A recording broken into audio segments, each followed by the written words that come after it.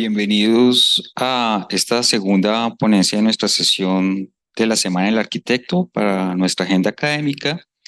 Tenemos el honor de presentar a continuación al arquitecto Carlos Alberto Torres Tovar con su conferencia Ciudad Informal y Arquitectura. El arquitecto Carlos Alberto es director de la revista indexada Bitácora Urbano Territorial. Ha contribuido de manera significativa a la difusión y promoción de conocimientos en el campo de la arquitectura y el urbanismo. Es investigador senior reconocido por Colciencias y lidera el grupo de investigación Procesos Urbanos en Hábitat, Vivienda e Informalidad y el grupo de extensión solidaria Universidad del Barrio. El arquitecto de la Universidad Nacional tiene una maestría en urbanismo de la misma institución y es doctor en urbanismo por la Universidad Central de Venezuela y doctor en arquitectura y ciudad por la Universidad de Valladolid de España. Arquitecto Carlos, bienvenido.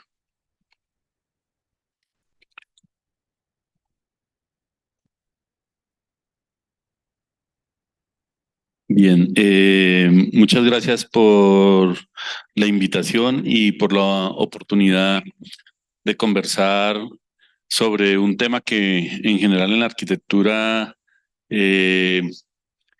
no lo miramos de manera permanente, solamente algunos nos dedicamos a estos campos y creo que es importante, como nosotros lo manifestamos de manera permanente, entender que este es un fenómeno urbano contemporáneo que, como dice la presentación, demanda acciones urgentes y que desde esa perspectiva se requiere necesariamente que tengamos en el radar todos y cada uno que aquí hay un campo de trabajo profesional importante, que está descuidado, que no le ponemos la atención debida, que no desarrollamos acciones suficientes en términos académicos y que en términos profesionales no lo consideramos muchas veces. Entonces yo lo que pretendo desarrollar en esta charla es una serie de reflexiones que permitan entender en qué está ese fenómeno hoy en día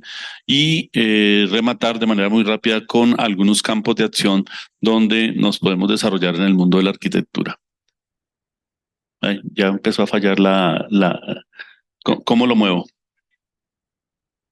Ah, ya. Bien.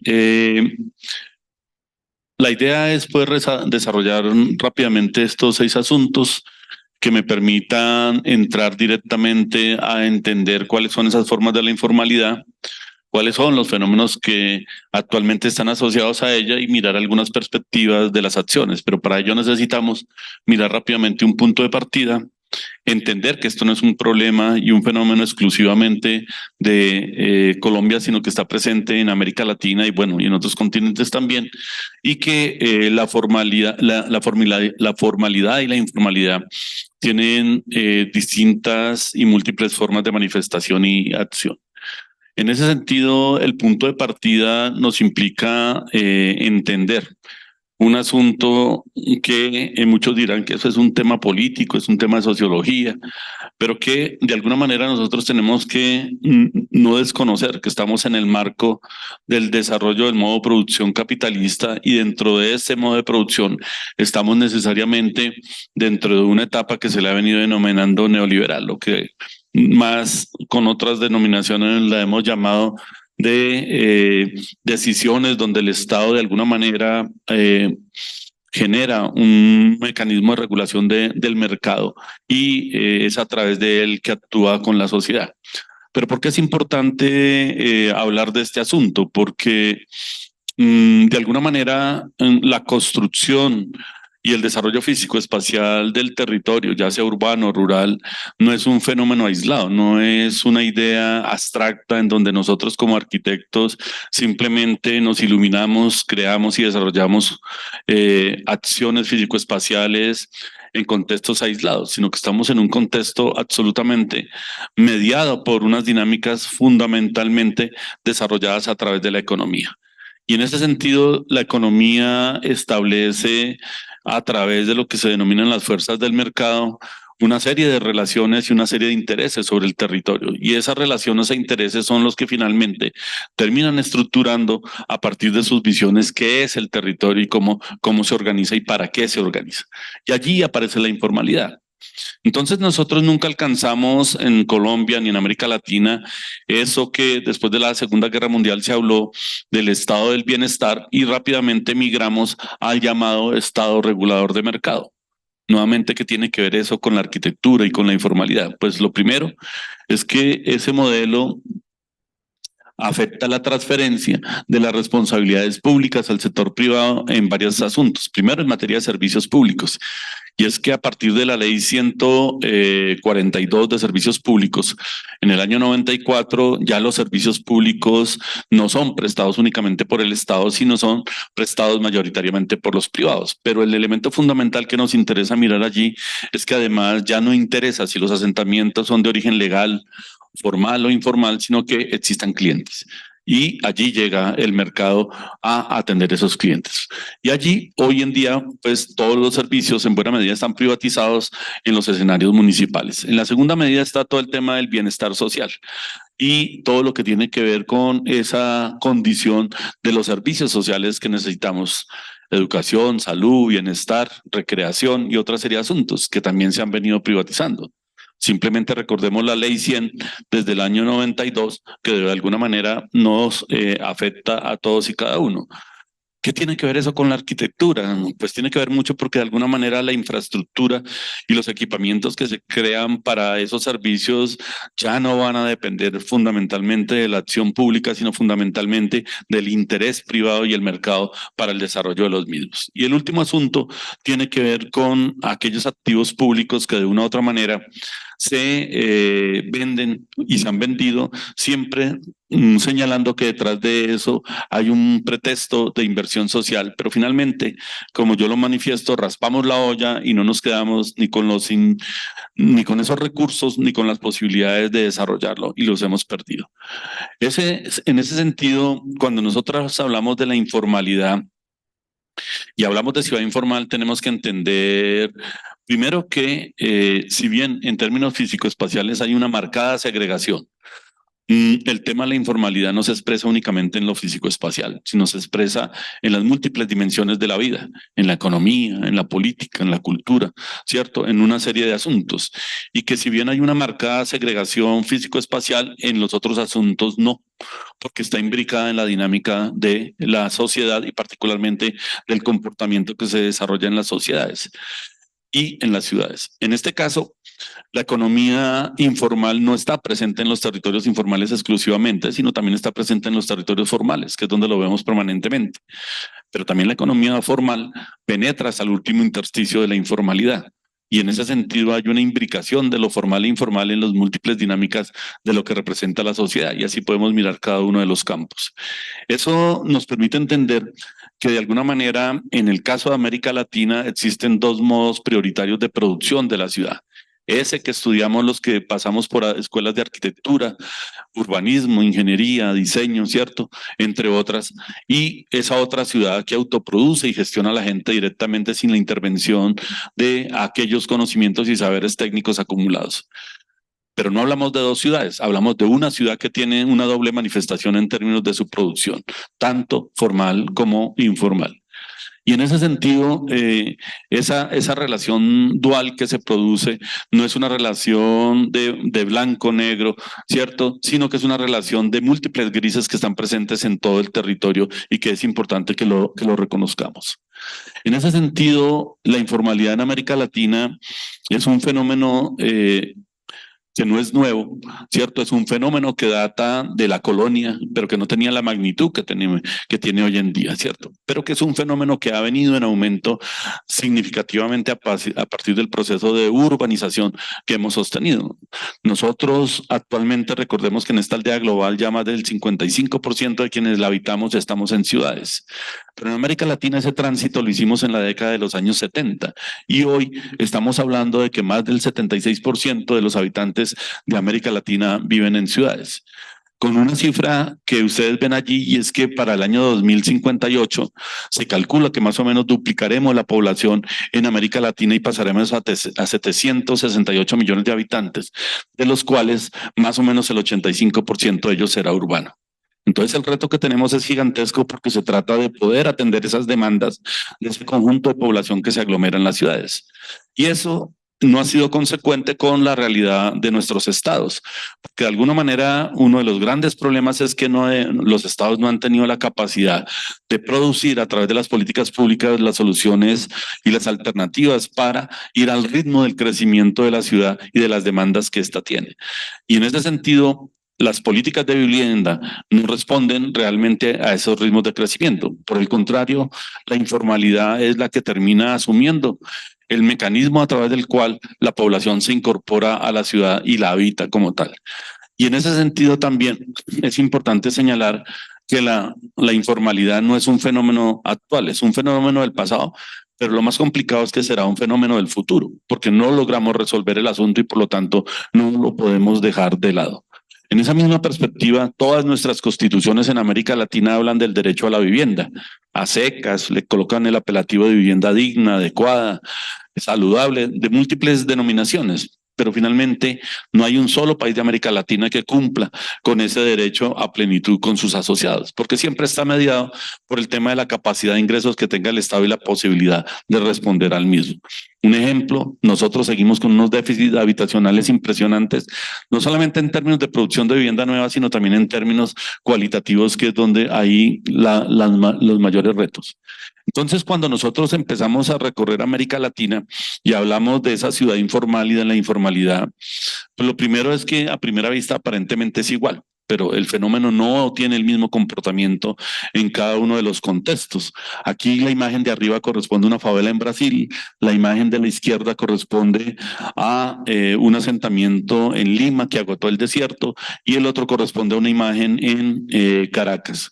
Entonces, cada país tiene una forma distinta a partir de su configuración urbana, a partir de su idiosincrasia y a partir de los parámetros a través de los cuales se ha venido construyendo la sociedad para establecer esa relación entre formal e informal.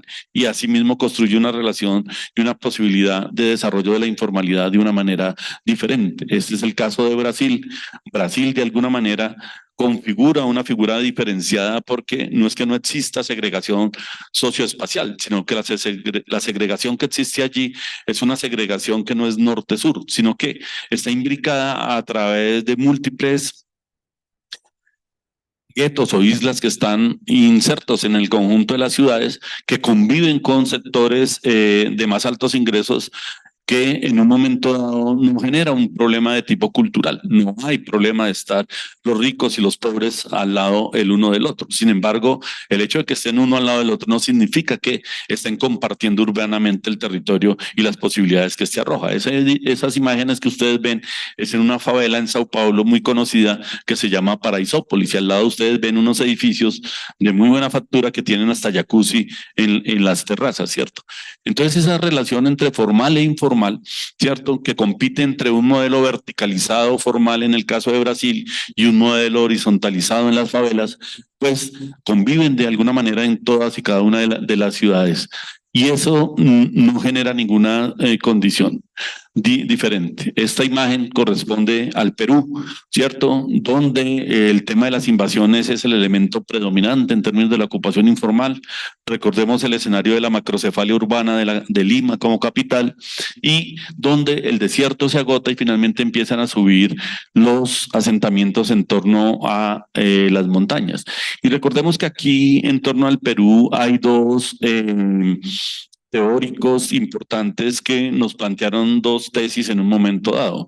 Por un lado, John Turner, un arquitecto en los años 60 que visita uno de los asentamientos de los barrios jóvenes o pueblos nuevos del Perú, para analizar qué hacer con la informalidad a partir de lo que se estaba estilando en ese momento a nivel mundial, que era una política mundial de erradicación de tugurios. Lo que plantea John Turner en su momento es que él no ve un problema allí, sino que él ve una solución. Y ve una solución porque de alguna manera lo que entiende es que el hecho de que la gente pueda ir a un ritmo determinado a partir de sus capacidades puede ser la salida al problema de la vivienda, pero que eso no puede estar en manos de la gente simplemente, sino que tiene que tener un ejercicio de acompañamiento. Y ese ejercicio de acompañamiento implica unos procesos de disposición a entender que los procesos de configuración de lo físico-espacial en lo informal no son procesos inmediatos, sino son procesos que tienen temporalidades largas. Y que en la medida que haya un proceso de acompañamiento, tanto económico como técnico, permitirá garantizar que esos asentamientos tienen las condiciones de habitabilidad que se requieren. Esas teorías él las expresó a través de dos textos, uno que se llama Libertad para construir y Todo el poder para los usuarios, con su traducción en español, que generaron unas discusiones muy importantes. John Turner falleció el año pasado, sosteniendo que sus tesis aún son vigentes frente a lo que viene pasando no solamente en América Latina, sino en África y en Asia. Y el otro teórico que aparece allí en el caso peruano en los años 90 es Hernando de Soto, un economista que plantea una idea fuerza y es legalicemos los asentamientos a partir de entregarles títulos de propiedad a los habitantes que están en la informalidad. Y eso significaría la posibilidad de que la gente acceda a créditos hipotecarios y con esos créditos hipotecarios la gente pueda desarrollar actividades económicas y las rentas que generan esas actividades económicas le permitirán mejorar la calidad de vida y mejorar la vivienda. Como teoría funciona bastante bien, pero en la práctica ningún banco aceptó eso.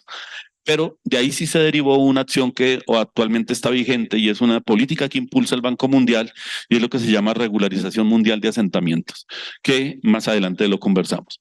En el caso de Venezuela, esta es una zona que se llama Petare en Caracas y con unas condiciones donde la informalidad aparentemente es similar a lo que pudiéramos encontrar en otros contextos. Pero cuando ustedes miran esta imagen, ven que los niveles de aglomeración y las formas como la gente se estructura y construye sus viviendas en el territorio no tiene nada que ver con lo que, por ejemplo, nosotros hacemos acá en el caso colombiano.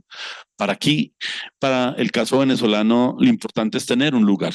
Y aquí las viviendas se van pegando orgánicamente al terreno y no hay esa idea de tener una calle, de tener una parcela absolutamente definido y por lo tanto los procesos de mejoramiento de estos territorios, tanto en términos de vivienda como en términos barriales, son sumamente difíciles por los costos que representa.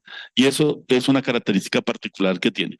Entonces esa segregación que aquí sí se nota fuertemente separada entre qué es lo formal y qué es lo informal, incluso también aparece en el léxico, porque en el caso de Venezuela hablar de barrio es peyorativo, hablar de barrio significa hablar de zonas pobres. Allá hablan de barrios de ranchos, allá la gente no vive en barrios, sino vive en condominios, vive en conjuntos, vive en otro tipo de cosas, pero no en los barrios, a diferencia de nosotros aquí en Colombia, que el barrio es un concepto generalizado indistintamente de su condición socioeconómica. Pero en esa informalidad también tiene múltiples manifestaciones y una de esas es como esta imagen que vemos en Guayaquil, pero que también la vemos aquí permanentemente en Colombia, en la costa pacífica y la costa atlántica, que es estas viviendas palafíticas, donde se localiza la población allí, asumiendo que efectivamente el control del agua lo tiene el Estado y que si el Estado quiere sacarlos de allí, de alguna manera tendrá que darle soluciones. Y eso tiene unas lógicas también de configuración del espacio, en donde de alguna manera la informalidad está presente. La construcción de esos pasillos o andenes, como lo llama la gente, y la construcción de las viviendas vinculadas al hecho de los cursos de agua genera unas dinámicas particulares de estructuración de estos territorios. Entonces, nosotros podemos seguir haciendo un recorrido por toda América Latina, pero vamos a encontrar que efectivamente la informalidad, a pesar de sus manifestaciones y características particulares, está presente y seguirá presente. ¿Qué hacer frente a eso? Y entonces nosotros necesariamente tenemos que hablar de lo que son los procesos urbanos informales. ¿Qué estamos hablando con relación a ello? Entonces, asumimos que los procesos urbanos informales y el hábitat autoproducido se han de entender como la forma de respuesta que durante años han construido los pobladores, tanto urbanos como rurales, para autosatisfacer sus necesidades habitacionales y constituirse a sí mismo unas condiciones básicas de habitabilidad. Sin embargo, esta respuesta, que es autoproducida, los habitantes no garantizan la calidad y la dignidad del ser humano y mucho menos la del hábitat que se genera. Y en ese sentido, cuando nosotros hablamos del hábitat autoproducido y esta respuesta que producen las comunidades, no se trata bajo ninguna circunstancia de hacerle apología a la pobreza y a la miseria. Se trata de entender el fenómeno, se trata de entender que es una dimensión que está presente en la ciudad latinoamericana y que por lo tanto es una responsabilidad nuestra desde la arquitectura actuar allí. Y que desde esa perspectiva, este tipo de escenario es un escenario que demanda acciones urgentes desde hace mucho tiempo y que definitivamente le seguimos dando la espalda a ellos. En ese sentido, ese hábitat autoproducido se ha convertido en un estructurador de los territorios urbanos mediante procesos y dinámicas de planeación no reguladas, pero que son admitidas. Para nosotros allí no hay ningún ejercicio de planeación. Para muchos señalan que estos son dinámicas espontáneas. Nada de eso es cierto. De alguna manera los territorios informales son planeados, son desarrollados, son estructurados bajo otras lógicas que no son las que nosotros construimos o pensamos y que de alguna manera generan la dinámica de la consolidación de estos territorios. Casi siempre que hablamos de la informalidad o de esta ciudad informal, casi siempre vemos esta imagen, que es aquella inicial de precariedad, pero nunca nos reconocemos en términos de aquellos elementos que con el paso del tiempo permiten la consolidación de estos asentamientos y permiten su transformación. Y eso es un escenario que es importante tenerlo en cuenta. Entonces, la formalidad asume básicamente 4 formas de entenderla, porque la informalidad es un escenario que podríamos señalar que establece una lógica de un urbanismo pirata o un urbanismo informal que está presente, querrámoslo o no, en nuestros territorios, pero que además tiene una característica particular, porque cuando nosotros hacemos referencia a la informalidad, básicamente nos referimos a los procesos de invasión o a los procesos de parcelación vinculados con urbanizadores piratas. Pero tengamos presente que esos dos fenómenos, que si bien siguen siendo privilegiados y predominantes en términos de la producción del espacio informal, son dos mecanismos que han venido mutando a lo largo de la historia. Cuando nosotros miramos el concepto que acuñó Alan Carroll en el CIMBAL, en el Centro Interamericano de Desarrollo de Vivienda para América Latina, en la Universidad Nacional en los años 60, se entendía que el urbanizador pirata era aquel que compraba un suelo, lo parcelaba, lo vendía, no hacía los trámites correspondientes a los procesos que significaba estructurar urbanísticamente esos territorios y la transfería esa responsabilidad a las comunidades que constituían en ese momento prejuntas de acción comunal y se encargaban de hacer eso hasta la legalización del barrio. Sin embargo, los años 60 y los años 70, incluso hasta los años 80, grandes ciudades como Bogotá, Medellín, ¿cierto? Fueron ciudades que tenían suelo urbano urbanizable y que de alguna manera los procesos de configuración informal le permitían rápidamente transitar al tema de la formalización. Hoy la situación no es así y eso ha venido cambiando significativamente.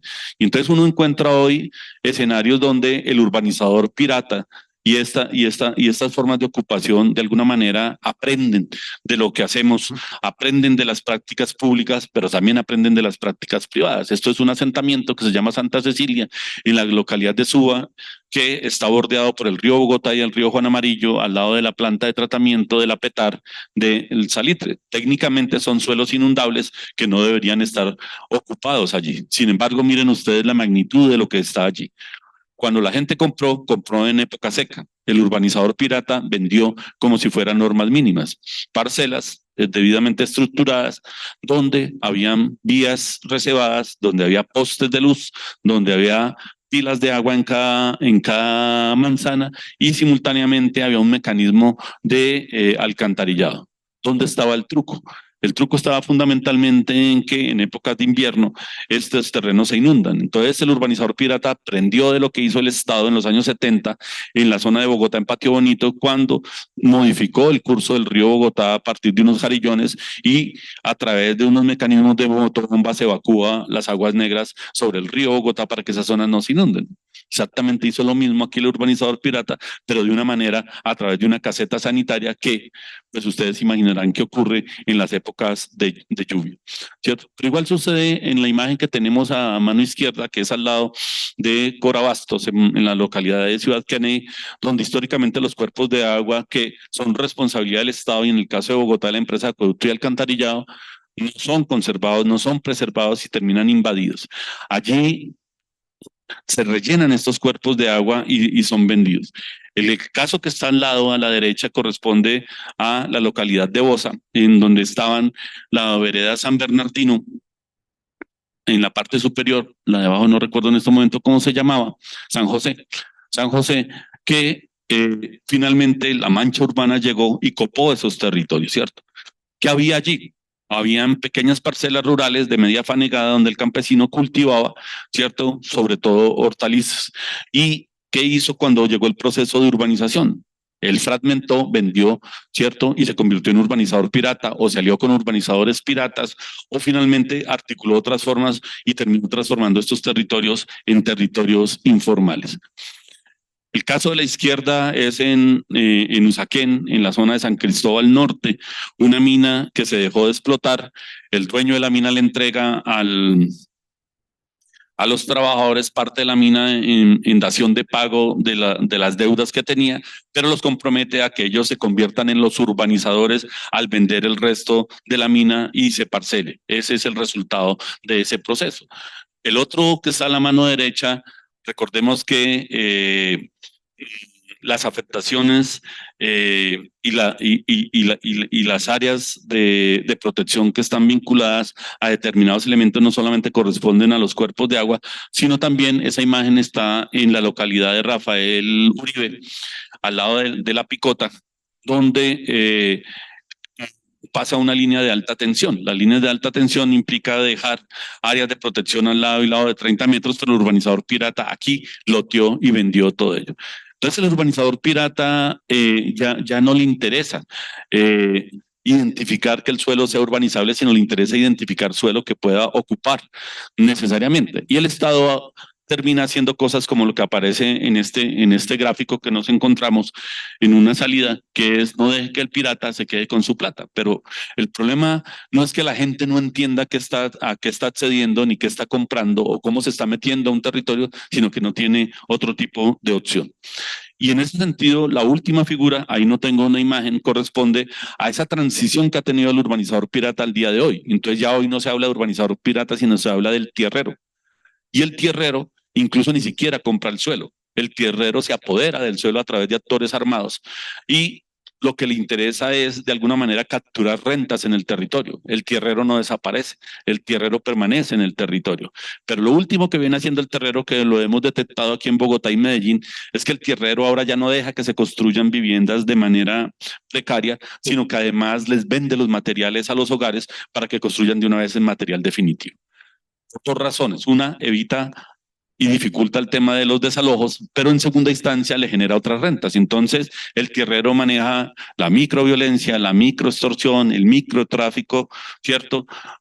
Y ahora es microcomerciante en términos de una serie de elementos que le generan rentas. Los pobres generan rentas, rentas importantes que son capturadas a través de esto. La otra modalidad es la modalidad de la invasión de terrenos que o se desarrolla de manera inicial a partir de un grupo de interés que después simplemente llegan otras personas y ocupan esos terrenos o a través de procesos organizativos.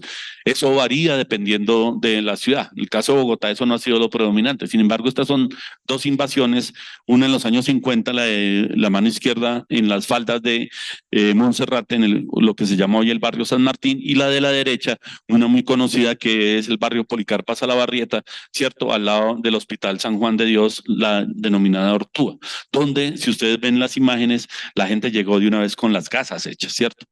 En ese sentido, eh, esta imagen me gusta mucho porque la imagen de la izquierda, ustedes ven el asentamiento ya consolidado después de la invasión, se consolida con un hecho que es muy reiterativo en los fenómenos de la invasión y es las pérdidas de vidas. Cuando se dan las pérdidas de vidas, de alguna manera el asentamiento se estabiliza. Una organización como la Central Nacional de Provivienda abandonó, ¿cierto?, el tema de la invasión como práctica fundamental y decidió que a través de la compra de terrenos era la mejor opción para poder acceder al suelo por las pérdidas de vidas. Pero en este caso hay un asunto interesante y es que ustedes ven aquí, la imagen de la izquierda es una comisión de planeación de los Estados Unidos mirando a finales de los años 60 qué pasaba allí con ese asentamiento. Y Y ustedes ven la imagen de la derecha, el estado de consolidación que tiene hoy. Con eso me permite afirmar dos cosas. Primero, el imaginario que tenemos de la informalidad de que siempre se queda en estado de precarización no es cierto, porque la informalidad se transforma y se consolida y logra estructurar en un momento dado territorios adecuados. Hoy a muchos de esos territorios se le denominan barrios populares. En este caso, incluso se convirtió en una subcentralidad económica que le compite al sector de la alquería en Bogotá, donde se producen se venden productos vinculados con todo lo que tiene que ver fundamentalmente con cortinería. Y en ese sentido, esta alternativa sí está muy presente en otros territorios de Colombia, ciudades como Cúcuta, ciudades como Barranca, otras ciudades pequeñas, ciudades como Florencia, de algunos de los casos que conozco, pues de alguna manera tienen una dinámica importante donde finalmente el tema de la invasión sigue siendo una posibilidad. Y aquí en esta imagen, que fue una invasión que tuvimos la oportunidad de estar presentes en Medellín hace unos años, quiero manifestar dos cosas. Ustedes ven aquí, esas carpas son plásticos blancos o negros, pero lo que ustedes ven allí es que cada carpa o cada lugar de esos está absolutamente delimitado. ¿Sí? O sea, hay un lote. Pero además ven que al frente del lote hay una vía. Esas dos características que están en el imaginario de los colombianos han sido fundamentales para los procesos de legalización y regularización, porque permite a posterior, en la medida que los asentamientos se consolidan, introducir las infraestructuras y los elementos que permitan mejorar la calidad de vida de la población que está presente allí. Ese tipo de situaciones pues se vive presentando reiteradamente. Esto es aquí en Ciudad Bolívar, en Bogotá. La tercera modalidad tiene que ver con, pero permítame, aquí también hay una mutación importante que surge y que ya venía desde antes de la pandemia, pero que con la pandemia se refuerza, y es los procesos de invasión individual. Ya no son grupos los que se toman los terrenos, sino son individuos que ocupan terrenos, ¿cierto? Con una característica. La mayoría de los suelos que se están ocupando hoy por las invasiones son suelos urbanos no urbanizables, localizados en áreas de riesgo con problemas de inundación o problemas de remoción en masa o con problemas geotécnicos que están presentes. Y eso es una característica que está presente en general en todo el país. Bogotá no es la excepción, pero además con un elemento adicional, y es que muchos de los suelos que los barrios de origen informal que se legalizaron y que entregaron como contraprestación o que retiraron viviendas que estaban efectivamente en riesgos, esos terrenos que se quedaron de intervenir por parte del Estado en acciones específicas de espacio público, equipamientos o mejoramiento que nunca se hicieron, fueron tomados. Y entonces, si ustedes observan un mapa de la ocupación de invasiones individuales en Bogotá, van a encontrar que la mayoría de esas invasiones no están al sur, están en la zona céntrica de la ciudad, en aquellos barrios que de los años 50, 60 y 70 se configuraron, y eso está pasando en otras ciudades. La tercera modalidad tiene que ver con el tema de los inquilinatos, ¿cierto? Para todos en nuestro imaginario, aquellos que ya tenemos algunos años, recordamos la maravillosa película de Sergio Cabrera, La estrategia del caracol. ¿Qué es el inquilinato? Esas casonas viejas en los centros de las ciudades donde aquellos dueños salieron de ese territorio y esas casas se terminaron ocupando a través del alquiler de cuartos. Ese es el imaginario que tenemos del inquilinato. Pero el inquilinato también ha mutado sensiblemente, porque los inquilinatos ya no están únicamente en los centros de la ciudad. Los mayores inquilinatos hoy están en la periferia, por los costos que representan.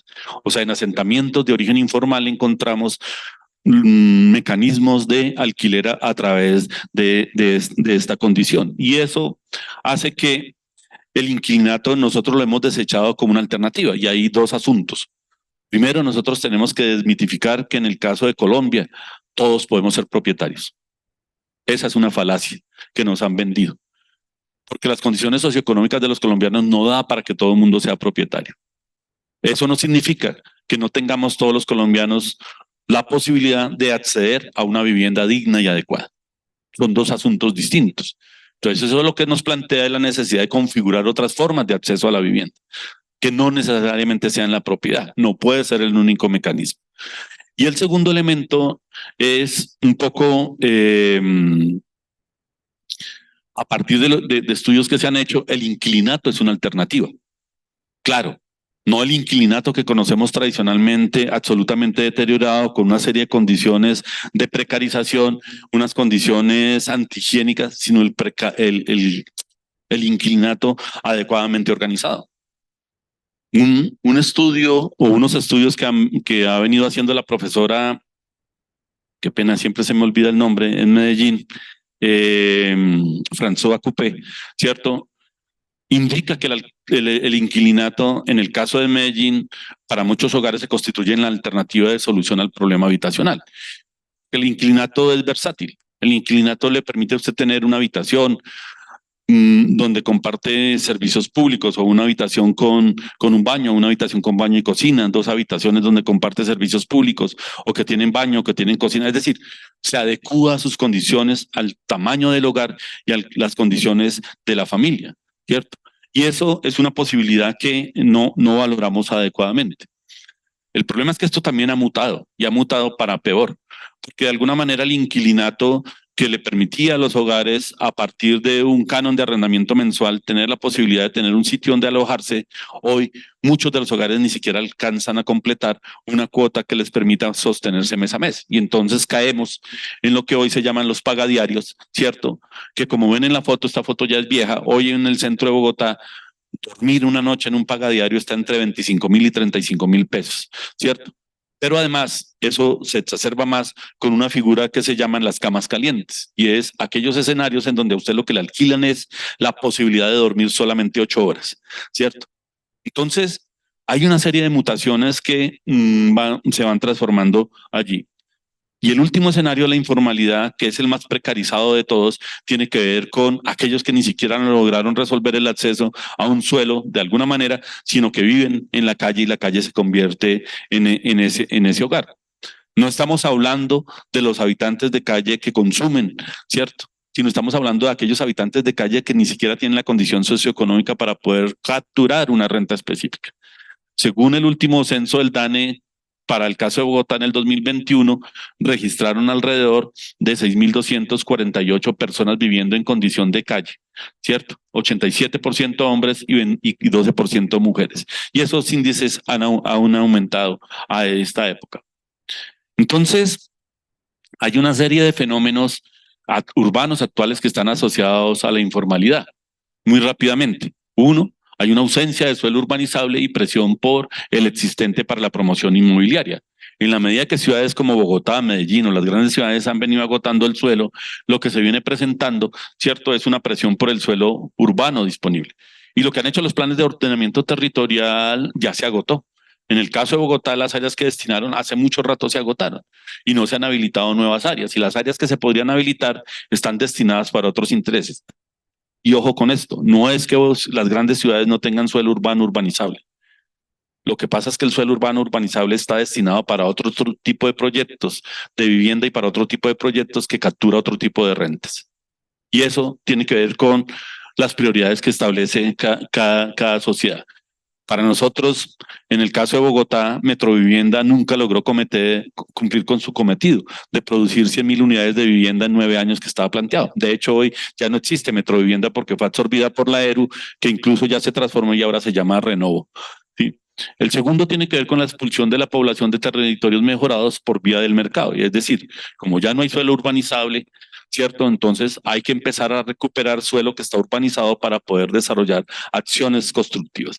Este caso es un caso en la Circunvalar con 63, donde existían 4 barrios de invasión que se desarrollaron en la década entre los años 50 y los años 60. Finalmente, cada uno de los propietarios de esos inmuebles vendieron predio a predio y en este caso construyeron la Universidad Manuela Beltrán, y al lado está el Colegio Nueva Granada. Pero si ustedes miran enfrente, sí, se construyeron unas torres, sí, de estrato 5, y en este momento hay una presión sobre el que está abajo a la derecha, es el barrio Los Olivos, y al lado de ese está el barrio Juan 23, donde hay una presión muy fuerte por transformarlo en esta dinámica. Entonces, suelos que en los años 50 y 60 eran periferia de la ciudad, hoy se convirtieron en áreas centrales de la ciudad, privilegiadas que ya tienen resueltos servicios, infraestructura, equipamientos y que por lo tanto lo que está sucediendo allí es la compra de suelo urbano urbanizable más costoso, pero que a partir del tipo de población que se localiza allí permite afrontar esas rentas. Pero eso no solamente está pasando en las áreas centrales, sino también está pasando en zonas periféricas. Esto que ustedes ven ahí en la imagen de abajo es el portal de Transmilenio en el sur, el cementerio El Apogeo, y lo que aparece en rojo es un barrio que se llama El Motorista. Un barrio que se construye a partir de los conductores de una empresa que se llamaba Colbus, que lograron negociar que las deudas que tenía la empresa con ellos se las diera en términos de pago de ese predio. Hicieron un barrio de autoconstrucción apoyado por estudiantes de la Universidad Nacional en la década de los años 80, ¿cierto? Un barrio que hoy tiene un nivel de consolidación como lo ven en la imagen de arriba, pero que como ven las banderitas también, la bandera amarilla y verde, ¿cierto? Constructora Colpatria compró todas esas viviendas de enfrente. ¿Qué compró? ¿Las viviendas? No, compró suelo urbano urbanizado, ¿cierto? Que ya está dotado, ¿cierto? Más caro, para desarrollar proyectos de vivienda de interés social de 27 pisos de altura. ¿Sí? También hay un problema de la ampliación de la informalidad urbana, porque la periferia se va expandiendo. De alguna manera, lo que hoy es periferia ya mañana no lo es porque el fenómeno no para, el fenómeno continúa, ¿cierto? Y en esa perspectiva, esa ampliación, pues sigue desarrollando las prácticas históricas que ha tenido en términos de cómo se ocupa el territorio y qué tipo de desarrollos tiene. Eso que ustedes ven ahí es un barrio que se llama Verbenal de Quiva, en la localidad de Suba, perdón, en la localidad de Ciudad Bolívar. Es un barrio que en un periodo de más o menos 5 años ya se consolidó. Técnicamente está por fuera del perímetro urbano.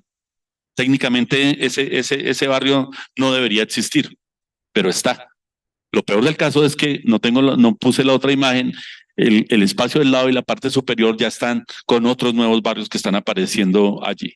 Entonces la informalidad tiene una dinámica en donde las políticas públicas y las acciones desde los municipios no logran controlar la expansión de la informalidad. Y eso hace que entonces aparezcan nuevas periferias, y nuevas periferias fundamentalmente en las ciudades donde ya no hay suelo disponible en los municipios cercanos. El caso nuestro fundamentalmente hacia el sur, suroccidente, en el caso de Soacha y Cibaté, en la zona suroccidental,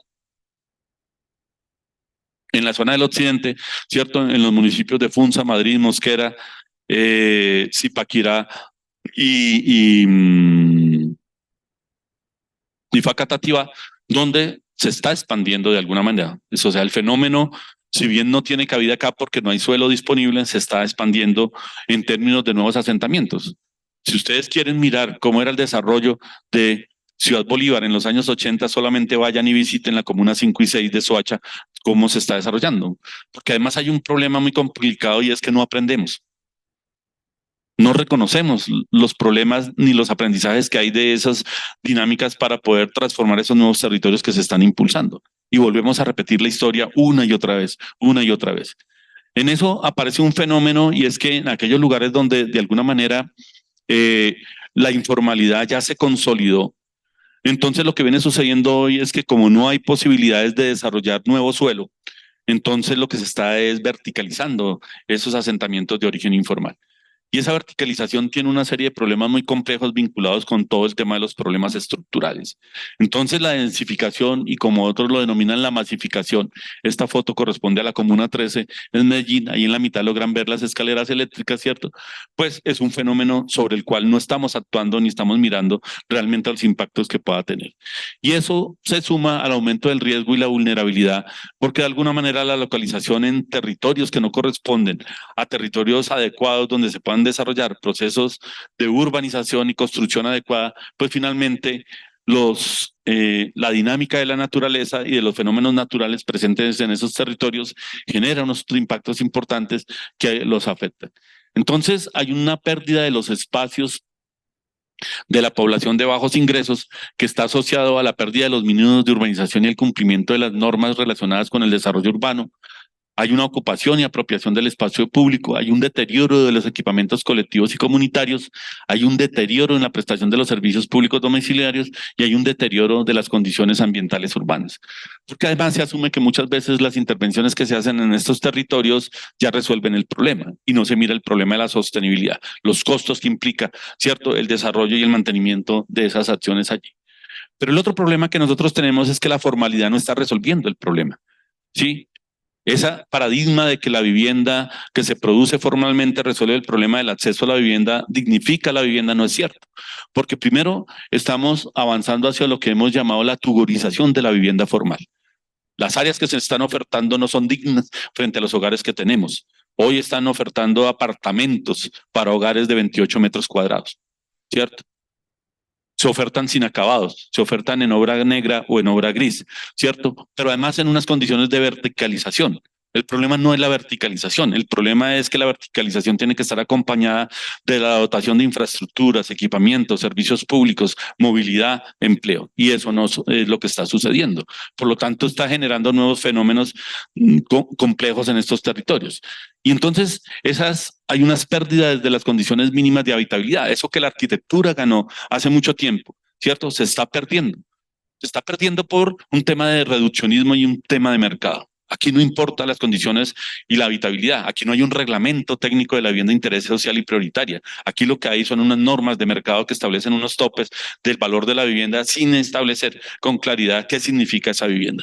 Y eso hace que de alguna manera la gente no quepa en la vivienda y la gente termine optando por otra serie de figuras. Y eso hace que además los fenómenos que estaban asociados a la legalización y regularización de barrios, donde la aspiración de las comunidades era que una vez legalizado el barrio, tenían títulos de propiedad, tenían acceso a servicios públicos domiciliarios, tenían acceso a equipamientos, tampoco se resuelve. Porque nosotros pasamos de entender la dimensión de la construcción de las ciudades de una escala barrial vecinal al otro extremo, a una escala territorial. Entonces hoy planeamos la ciudad en esa escala metropolitana y lo máximo que lo bajamos esa escala, en el caso de Bogotá, eran las UPZs que ya ni siquiera existen, sino ahora son las UPLs que son territorios mucho más grandes. Pero el problema de la habitabilidad está en los territorios de aquella condición de lo barrial vecinal, aquellos sitios donde se construye y se teje lo social, y eso no está contemplado allí. Entonces, el tema del acceso y la legalización de barrios o la regularización de los mismos es un fenómeno que ya no le representa a las comunidades las aspiraciones que tenían hace un tiempo. Entonces, entender todos estos fenómenos es fundamental para mirar qué sucede. Muy rápidamente para terminar, entonces, algunas perspectivas y acciones que demandan la intervención desde la arquitectura y el urbanismo. Entonces, el primero tiene que ver con la regularización urbanística y que también aquí lo denominamos la legalización de barrios. Este barrio que ustedes ven aquí se llama Caracolí. Es un barrio que está legalizado. Y uno dice, ¿cómo va a estar legalizado ese barrio? Entonces, decía, en los años 90, a partir de las teorías de Hernando de Soto, se impulsó la idea de la regularización urbanística de asentamientos humanos a nivel mundial. Y eso lo adoptó Colombia. Hoy en Bogotá hay menos de 100 barrios que no están legalizados. Pero la legalización no significa que haya mejorado la calidad y la condición de vida de la población y mucho menos de la condición físico-espacial de esos territorios. Porque de alguna manera lo que viene haciendo la legalización y la regularización es entendiendo que aquí hay una oportunidad en términos de mercado, porque al incorporar este suelo, está incorporando la posibilidad de que actores económicos penetren a este territorio. Pero igualmente no hay una corresponsabilidad en términos de derechos de la población que está allí. Y eso genera una dificultad enorme. Entonces, este barrio que se llama Caracolí, en la parte alta de Ciudad Bolívar, si ustedes ven el plano de legalización que está a la derecha, lo que aparece en gris se legalizó el barrio, más no se legalizaron los predios. Y lo que está en gris no se legalizó porque la parte de arriba del plano está en zona de alto riesgo y la parte de abajo está en zona de inundación. Entonces, hay una situación en donde no se reconocen las dinámicas que tienen estos territorios y las posibilidades y de alguna manera las formas de ocupación y de consolidación que tienen los mismos. Y en tanto no se logran integrar aquellos elementos que se esperan en el proceso de legalización, como redes de acueducto, redes de alcantarillado, ¿cierto? Redes eléctricas, pues no se pueden consolidar otros elementos como vías peatonales o vías vehiculares. Pero además, en ese sentido, el tema de las aspiraciones de la comunidad en términos de poder mejorar las viviendas no sucede. Y simultáneamente en términos de equipamientos, este barrio tenían, ustedes ven arriba un salón comunal, una escuela que había hecho la gente que funcionaba fundamentalmente con policías, bachilleres, una cancha que habían hecho y un comedor comunitario. Cuando legalizan el barrio, lo que les dicen, ustedes están en una UPZ que ya tiene las dotaciones. O sea, aquí no van a haber nuevas dotaciones. Entonces las expectativas de mejoramiento y legalización no se cumplen. El segundo tiene que ver con el tema de reasentamiento de población en áreas vulnerables. Ahorita que estamos otra vez con el fenómeno de la niña y que nuevamente seguramente todo el tema de las inundaciones y los procesos de remoción volverán a aparecer, pues es un fenómeno que nosotros en general en la ciudad lo hemos trabajado como un problema individual, es decir, procesos de reasentamiento individual a partir de subsidios o a partir de beneficios que están. Pero digamos, hay casos como este caso, que siempre lo nombro porque me parece muy importante que lo podamos estudiar, es lo de Juan Bobo en Medellín, en la comuna nororiental. Cómo la empresa de desarrollo urbano y la alcaldía de Medellín entienden que efectivamente el reasentamiento es un proceso social colectivo que permite que de alguna manera, sin desarraigar a la población del territorio, se puede resolver allí y se puede generar una serie de asuntos. Por un lado, la canalización de la quebrada permite evitar las inundaciones que se presentaban allí, profundizando su cauce, ¿cierto? Y negociando con la Secretaría de Ambiente la reducción de las áreas destinadas a protección y el uso de estas para espacio público, que es lo que se ve en la imagen de arriba. Y en segunda instancia, los hogares que necesitaban ser retirados, se necesitaba reasentarlos en el mismo territorio. Entonces, la propuesta que se construye es en torno a levantar una serie de edificios de entre 6 y 8 pisos inicialmente en esta parte, donde la legislación de Medellín solamente admite edificios hasta de 5 pisos sin ascensor. ¿Cómo lo resuelven? Lo resuelven a través de plataformas intermedias que permiten entrar, subir o bajar 5 pisos y eso lo resuelve. Entonces, esta es una imagen después de que se ha hecho el mejoramiento, sí, un proceso que evidentemente demora más tiempo, pero que es posible y plausible hacerlo. Y estas son las imágenes de las viviendas que se produjeron en Juan Bobo 1, ¿cierto? Algunas de las viviendas que están allá. Y estas algunas imágenes de cómo está. Eso se extiende a la posibilidad de pensar que en la informalidad es posible hacer intervenciones que creativamente construyan alternativas a medida de las necesidades que tiene la población, pero que además implica necesariamente entender que sin pasarse la norma también puede ser flexible. Esto que ustedes ven es en otra quebrada paralela a Juan Bobo, ahí mismo en la comuna nororiental, se llama La Herrera. Y lo que ustedes ven allí son edificios de 13 pisos de altura sin ascensor, que funcionan bajo la misma lógica de entrar a través de estos mecanismos, donde las viviendas, los edificios están sobre una pendiente que le permite tener plataformas en distintos momentos donde la gente pueda acceder. Pero además, una cosa que hicieron aquí es que no diseñaron edificios de manera individual, sino lo que desarrollaron en torno a un conjunto que permitiera tener equipamientos colectivos y que permitiera tener elementos de espacio público para los que habitan allí. Y eso complementado con los equipamientos que requiere el sector. Estamos cerca a la zona del cable aéreo que llega a Santo Domingo Sabio. Y eso permite hacer acciones importantes en el territorio. El tema del mejoramiento integral de barrios es una acción fundamental donde después de muchos años de esfuerzos de las comunidades, el Estado llega con programas que tienen múltiples acciones que van desde el mejoramiento de vías, mejoramiento de andenes, instalación y construcción de salones comunitarios, caminos peatonales, arreglo de fachadas, construcción de alamedas, instalación de equipamientos como colegios, ¿cierto? El tema de pequeños parques de bolsillo o parques un poco de escala más zonal, la adecuación y mejoramiento de cursos de agua, ¿cierto? Nuevamente algunas infraestructuras, ¿cierto? Y por lo tanto esta alternativa del mejoramiento es una oportunidad que se presenta hoy. El mejoramiento hoy es una acción fundamental que se está desarrollando en América Latina y que se debe seguir desarrollando, pues que es reconocer que efectivamente no es posible erradicar estos asentamientos. Lo que ahí es posible es intervenir estos asentamientos en términos de mejorarlos y estructurarlos adecuadamente. Y allí la arquitectura tiene un papel fundamental, ¿cierto? Otro de los asuntos tiene que ver con la reparación y mejoramiento de viviendas, un tema que tenemos prácticamente abandonado.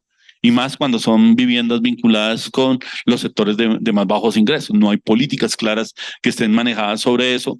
En el caso de Bogotá, la Caja de Vivienda Popular ha impulsado políticas vinculadas fundamentalmente con el tema del reforzamiento estructural, pero no logra resolver ni atender significativamente el conjunto de la población. Y ahí aparece un tema importante en nuestro país que tiene que ver con el reforzamiento estructural y la sismoresistencia. Nuestras normas vinculadas con ello plantean un análisis estructural de las edificaciones una a una, pero no reconocen la condición de las estructurales en términos de la masificación que tienen y el comportamiento colectivo que tienen. Allí tenemos una ausencia de eso. Pero lo segundo es que de alguna manera las acciones de mejoramiento estructural deberían tener la posibilidad de pensar alternativas como se han hecho en otros países de cómo reforzar sin pensar que la única solución es partir de cero tumbando lo que la gente ha hecho durante mucho tiempo. Estas imágenes muestran esas perspectivas diferentes que busca la gente para tratar de construir, ¿cierto? El tema de mejorar su condición de habitabilidad y las posibilidades. Evidentemente sin un acompañamiento técnico que muestra las debilidades y problemas que ellos tienen, ¿cierto? Y allí aparece el tema de la rehabilitación de viviendas con niveles de obsolescencia. No perdamos de vista que la vivienda es una mercancía que consumimos, que utilizamos, que se deteriora y que por lo tanto en esa condición es necesario intervenirla para poderla actualizar. Esto tiene que ver, estas tres imágenes son en Chile, donde se supone que en buena medida tienen resuelto el problema de la vivienda. Tienen resuelto el problema cuantitativo, más no el problema cualitativo. Y ustedes ven cómo finalmente la gente expandió los apartamentos de una manera particular para poder tener unas mejores condiciones de habitabilidad. Y finalmente, el tema de la producción social del hábitat y la vivienda, que no es exactamente la autoconstrucción, sino que es una perspectiva mucho más allá, porque no se trata simplemente de producir techos, se trata de producir hábitats. Y el hábitat implica necesariamente garantizar las condiciones para el adecuado desarrollo de esa vivienda adecuada, pero además entender que efectivamente no basta con tener un techo, sino que hay que tener las condiciones adecuadas en términos de educación, salud, bienestar, recreación. Pero además un elemento fundamental es que hay que garantizar la sostenibilidad y la capacidad adquisitiva de los hogares para que efectivamente estos asentamientos se consoliden y los hogares mejoren y que ese tan anhelado ascenso social se pueda producir. Entonces esa relación entre vivienda, hábitat y producción hacen parte sustancial de lo que significa hoy esta producción del hábitat a partir de procesos organizativos y colaborativos, que es una estrategia que se ha venido impulsando en América Latina fundamentalmente. En el caso colombiano, fundamentalmente a través de organizaciones populares de vivienda que quedaron muy mal parqueadas con la ley tercera del año 91, porque las obligaba a que el desarrollo de los proyectos de vivienda estaban asociados a que ellas tuvieran suelo y que además tuvieran ya garantizado el tema de las licencias de urbanismo y construcción, cosa que las comunidades no tienen los recursos para ello. Esta es una página web que nosotros tenemos desde el grupo de investigación con algunas de las publicaciones que hemos hecho al cabo de los años, si hay algún interés, ¿cierto?